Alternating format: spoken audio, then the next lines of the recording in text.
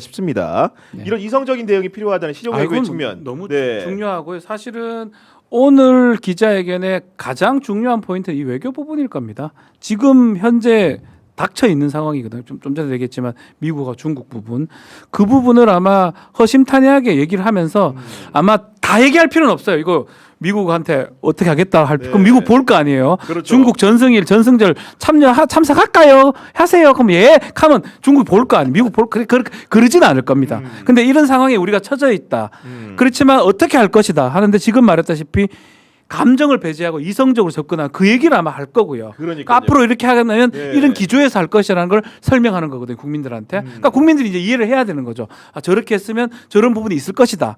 미국한테 뭐 예컨대 우리가 봤을 때 조금 밑으로 가는 거 굴욕적인 것처럼 보이면 이성적인 게 바탕이 되고 어떤 이익 때문에 하는 것이다. 막 그런 것들을 보여주기 위해서 저는 이번 기자회견 잡았다고 보거든요. 어쩌면 가장 중요한 포인트는 지금 우리 한반도 둘러싸는 외교 상황 중국, 미국 상황, 또 북한도 포함해서 그 얘기에 대해서 모든 얘기는 못하겠지만 그 기조를 아마 크게 설명해 주시지 않을까 생각을 해봅니다. 그러니까 결국은 이런 대응이라는 것은 지금 트럼프와도 만나야 되고 시진핑과도 만나야 되는데 그런 척도나 기준 같은 것들이 결국은 우리 국익에 도움이 되느냐 마느냐 어떤 방식을 택하는 것이 우리 국가에 도움이 되느냐 마느냐 이런 걸 따지겠다는 거 아니겠습니까? 국익 중심으로 가야죠. 뭐 당연한 거고요. 이게 굉장히 어려운 문제긴 해요. 정말 어려운 문제입니다. 이게 그러니까 우리의 의도, 우리의 어떤 방향성과 상관없이 이거는 밖에서 우리를 흔들 수 있는 문제이기 때문에 뭐 미국이 중국하고 가까워지면 마음에 안 들 수도 있는 거고 우리는 그거를 실용 외교라고 생각을 하지만은 전승절 이제 전승일이라고 뭐 불러야 된다 이런 주장도 있던데 그 중국의 전승일에 가면은 또 문제가 발생할 수도 있잖아요. 뭐 이런저런 문제가 있어서 그러니까 이거는 그러니까 큰 원칙이 실용이다라고 얘기를 하면은 거기에 맞춰서 순간순간 판단을 해서 잘 대응을 해야 될 것 같아요. 그러니까 이게 정답이 정해져 있는 실용이고 국익이라고 하면은 이게 장기적으로 봤을 때는 이렇게 하는 게 또 국익일 수도 있는 거예요. 단기적으로 봤을 때는 이렇게 하는 게 국익일 수도 있고 그러면 장단기의 문제를 잘 따져서 해야 되는 문제라서 참 진짜 어려운 문제다. 제가 보기에는 참 이게 아마 그 이재명 정부를 가장 당분간 한 1년 안에는 가장 힘들게 할 게 이 외교 문제가 아닐까 저는 그렇게 봅니다. 그렇게 말씀해 주셨고 그리고 지금 보니까 이재명 대통령이 기자들과 문담을 이렇게 하면서 방담을 나눈 사이에 윤석열이라는 사람은 공판에 출석을 했는데 기자들의 질문에 또 묵묵부답으로 들어갔다고 하는데 어떤 심정일까요? 그러니까 저 윤석열 사실 좀 납득할 수 없는 부분이 저 부분이거든요. 결국은 중앙지방법원 출석할 때 포토라인 같은 건 있어요. 대답 안 하고 저렇게 넘어가 버리는데 끝까지 특검 출석할 때 비공개해달라고 요청을 했던 부분이에요. 저렇게 하면 되잖아요. 또 저렇게 할 거면서. 그래서 저는 다른 얘기긴 한데 저렇게 윤석열이가 어차피 기자들하고 대답도 안 할 거, 문답도 안 할 건데도 저렇게 한 이유는 특검에 김건희가 곧 불려갑니다.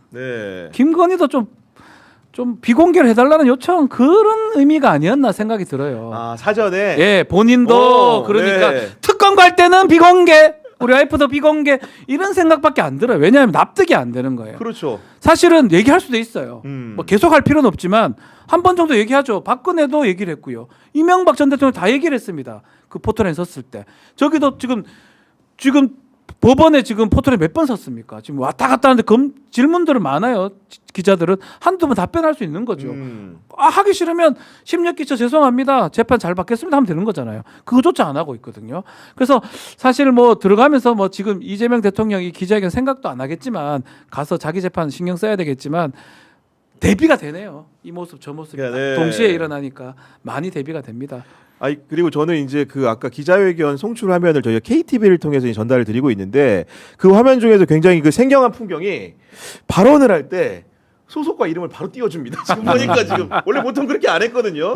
준비해서 왔다라는 것은 누가 무슨 질문하는지를 미리 예상을 하고 보여주겠다고 했으니까 기본적으로 그 사람의 그런 명패를 준비했다가 지금 띄우는 느낌이에요 지금.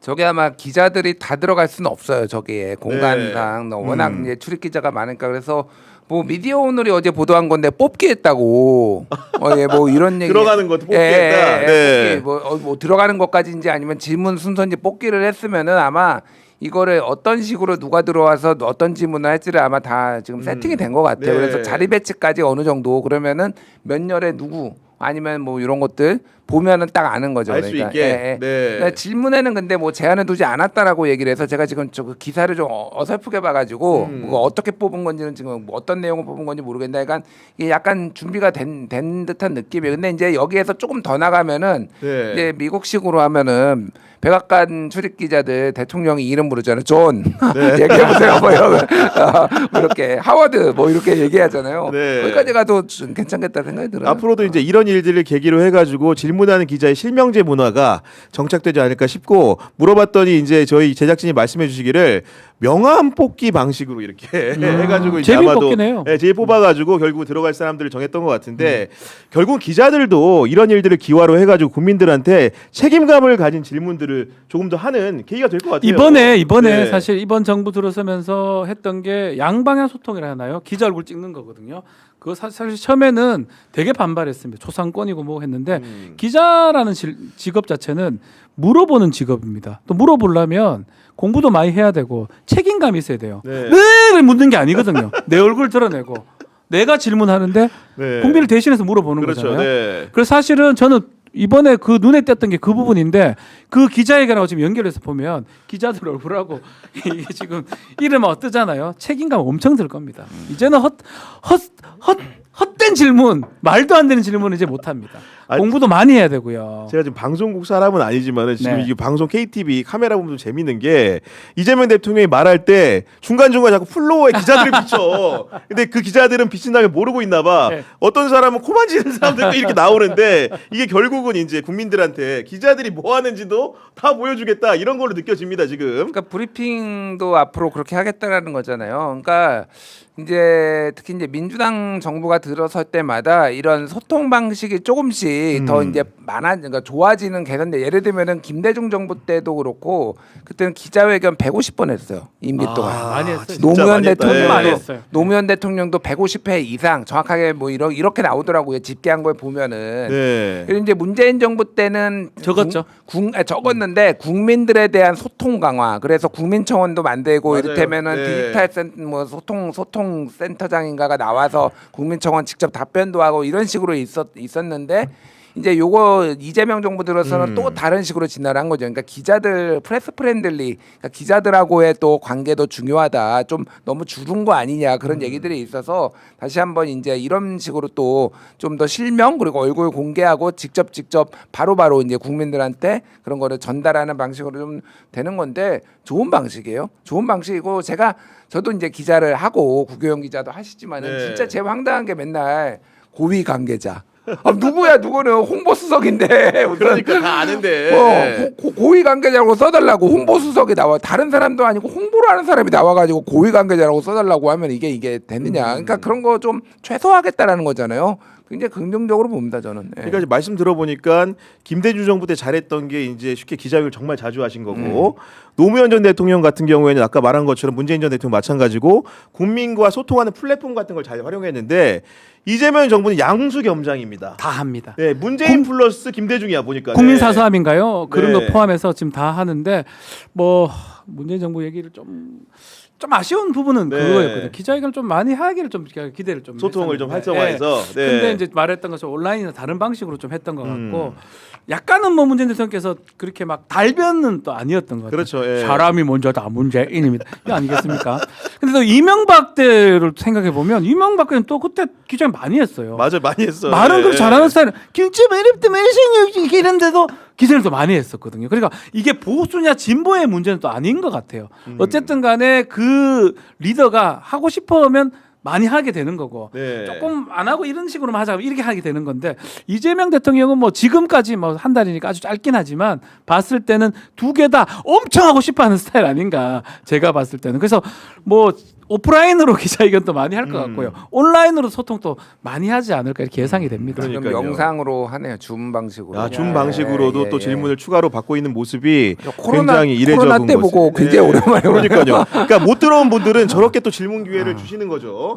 그렇게 느껴지는데 그리고 방금 전에 이제 민생 회복 지원금 관련된 질문이 나왔고 거기에 대해 답변을 주시길 뭐라고 했냐면은 경제 주체마다 예상하는 효과는 다르지만 지원금 효과가 일반적인 평가보다 높을 것이다 이렇게 얘기를 했는데 사실 이런 말은 사실은 여러 가지로 준비가 안 돼 있으면은 하기 어려운 대답 같긴 하거든요. 그러니까 본인이 이제 네. 뭐 기본소득이라든지 이럴 때 경기도나 성남시에 있을 때 많이 이제 실험을 해봤기 때문에 그걸 또 이제 경기도 연구원이나 경기연구원이나 이런 데서 또 이제 그 뭐 보고서 같은 것도 나왔어 연구 결과가 물론 이제 보고서가 그 연구 결과가 그 효과에 대해서는 각양각색이에요. 네. 뭐 이 연구원에서는 또 그러니까 국가에서 나온 거는 또 다르기도 하고 그러기 때문에 저는 뭐 저거는 이제 이재명 대통령이 저는 철학이 있고 그거를 그 추진하려고 하면은 그리고 지금 워낙 시급하기 때문에 그렇죠. 해보는 거고 지금 방식으로 보편적으로 하고 일부 이제 소득에 따라서 차등하는 방식으로 이거의 효과를 분석하면 되는 거예요. 그래서 어떻게 하는 게 제일 효과적인 것인가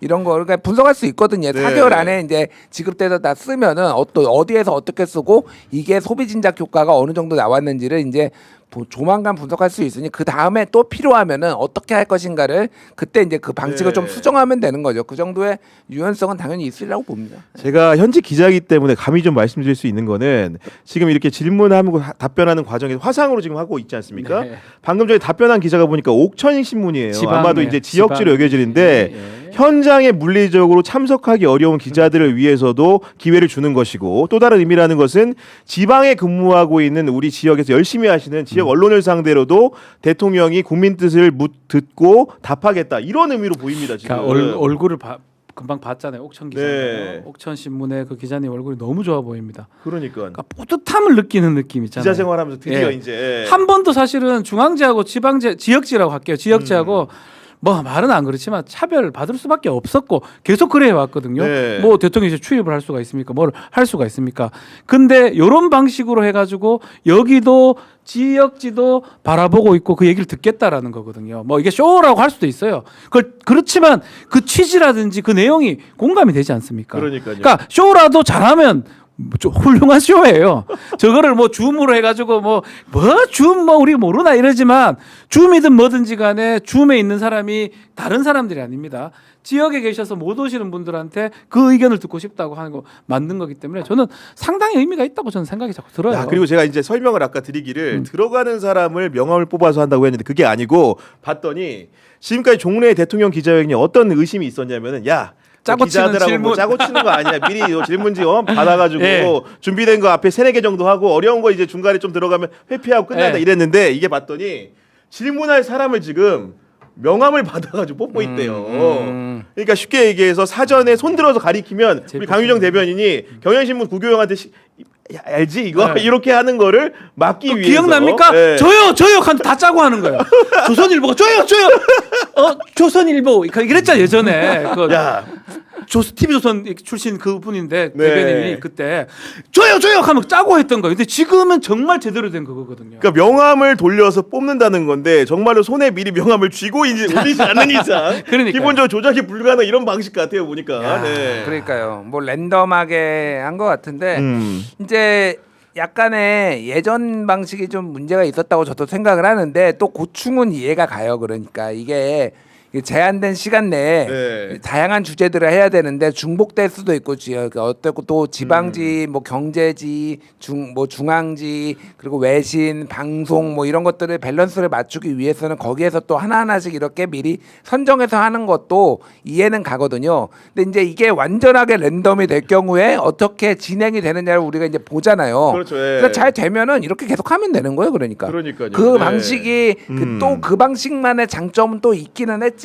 단점도 있었고 그런데 이게 가능하다라는 거를 이제 실험을 해본 거죠. 그러니까 저는 이런 게 좋습니다. 그러니까 한번 해보고 또 문제가 있으면은 고치면 되는 거잖아요. 이거 네. 약간 이런 식으로의 접근 방식이 상당히 좋은 것 같아요. 윤석열 때 그 짜고 손 들 것도 다 정해놓고 그리고 갑자기 절로 딱 보면서 이제 그 해가 외신한테 물어보고 그럼 기억나잖아요. 그러니까요. 그러니까 다 짜고 질문 다 답변까지 다 준비해가지고 보고 읽는 건 아니고 외우고 온 거 한 거잖아요. 그러니까 국민들이 봤을 때는 그거보다는 이렇게 생경한 게 실수도 있을 수 있어요. 하다 보면 맞아요. 어쩔 수 네. 없는 부분. 그래서 저는 이게 너무나 좋은 방식이 아닌가. 이재명 대통령이 경기지사 때 제가 OBS 방송 진행을 하면서 인터뷰를 한 적이 있어요. 아 그래요? 네. 그때 제가 되게 놀랐던 점을 말씀드리면 공부 엄청 해왔는데 이게 뭐 적어오거나 이런 건 없어요. 근데 공부는 해왔어요. 그러니까 제가 뭐 실험한 건 아니고 하다가 1번 묻다가 2번 물어야 되는데 4번 묻고 5번 일부러는 아닙니다. 일부러는 아닙니다. 가고, 예. 아무 상관없습니다. 다 답합니다. 야. 그리고 거의 근사치의 네. 답을 해줘요. 그러니까 진행하는 입장에서 힘이 안 들어요. 네. 이렇게 답을 해주니까. 근데 또 저 정치인들 인터뷰를 보면 매우 힘든 분들이 있어요. 분명히 3번을 물었는데 2번을 답하는 사람이 있어요. 내가 5번을 바꿨는데 이 사람은 자기 길을 가는 그 정치인들도 있거든요. 네. 그러니까 굳이 분류를 하자면 이재명 대통령은 전자에 가까운 실용적이고 본인이 답하고 알고 답하는 분. 네. 그게 맞아 떨어지니까 이런 방식이 가능한 거 아닌가 생각이 됩니다. 그리고 오늘 기자회견의 그런 캐치프레이즈가 언론이 묻고 이제 국민에게 답한다인데 정말로 국민에게 답하는 것에 걸맞게 뭐라고 얘기하냐면 국민 사서함에 모인 질문을 지금 무작위로 뽑아가지고 우리 국민들이 내놓은 질문에 대해서도 이재명 대통령이 답을 하고 있다고 하는데 정말 이런 거 보면은 기사거리를 절로 만들어 줍니다. 지금 보니까. 네. 현안에 대해서 정확하게 파악을 네. 이해하고 있다라는 거죠. 왜냐하면은 이제 국민들까지 단위가 이제 가면은 무슨 질문이 나올지 도대체 이제. 답을 못 내는 게 더 많아요. 그러니까요. 이게 너무 전 세계 전국에 있는 분들의 관심사가 정말 다양할 거 아니에요. 그러니까 이게 잘 모를 텐데 그거를 어느 정도는 이제 파악을 했겠죠. 그러니까 제가 말씀드린 거는 완벽하게 백지 상태에서 하지는 않고 이런 큰 틀에서 이런 것들이 있을 거라고 이제 아는 상황이지만 그거를 그렇게 미리 준비하는 것도 보통 일이 아니다. 그리고 아까 얘기했지만 일정이 지금 장난이 아니잖아요. 그거를 다 소화하면서 그런 것까지 어느 정도 준비를 하는 게 보통 일은 아니다. 그러니까 정말로 디테일에 강하다는 생각은 계속 들어요. 이재명 대통령이.